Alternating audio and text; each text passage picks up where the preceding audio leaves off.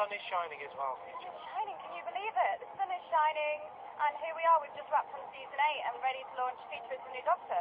So I was talking to Stephen Moffat, you know, as you do, on a Thursday morning, and he was saying that you literally wrapped yesterday. Is that right? We wrapped last night and did a crew-screening, so we finished at like 10 p.m. last night, yeah.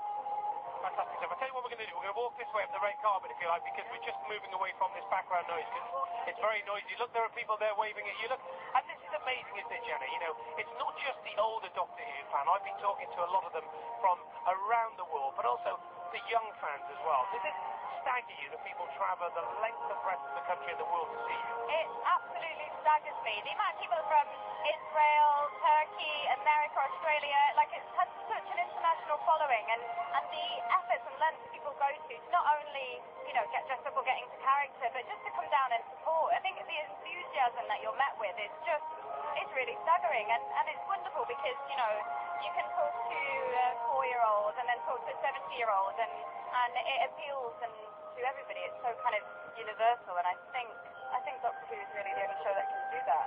Can you take us onto the set? Just give us a sneak preview of what it's been like. What has it been like, Jenna, working with Peter and the crew? Because there's such a dedicated crew on there.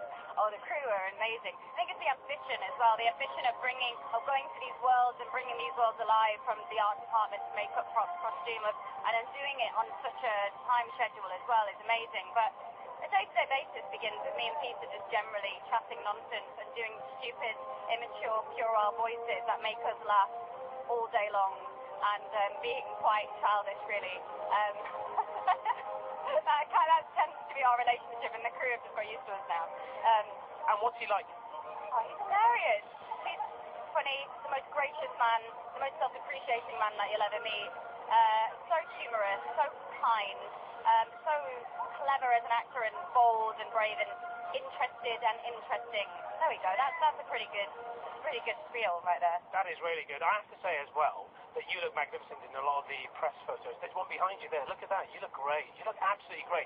But how good does Peter look as well? Look at the red lining on that jacket. Yeah, I know. It's kind of, it's bold. It's kind of, I like the silhouette, and it's dark. It's very much, it just works really well for his character, especially because it's not pussy, and it's the silhouette of it. He's quite, he's a lot darker. He's a lot darker and a lot more enigmatic, and you can't quite get to know him or access him in the same way as you have been able to do with the other Doctors. So there's something removed, and I think the costume is great with a flash of red.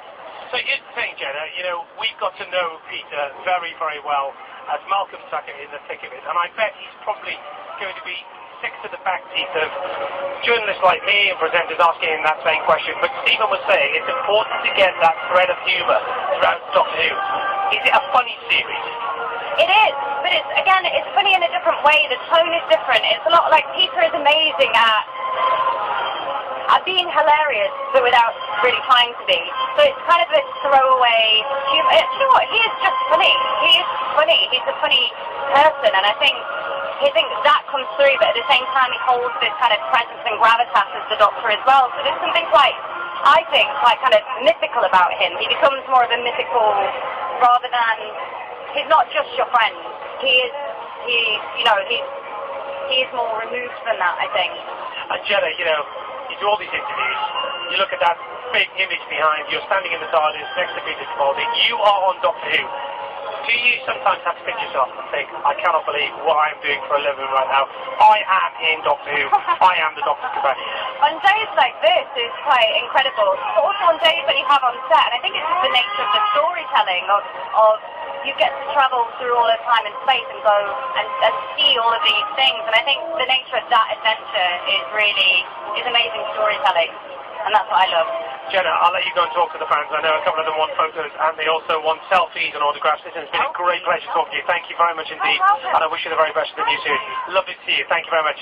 Jenna Coleman, ladies and gentlemen. Fantastic.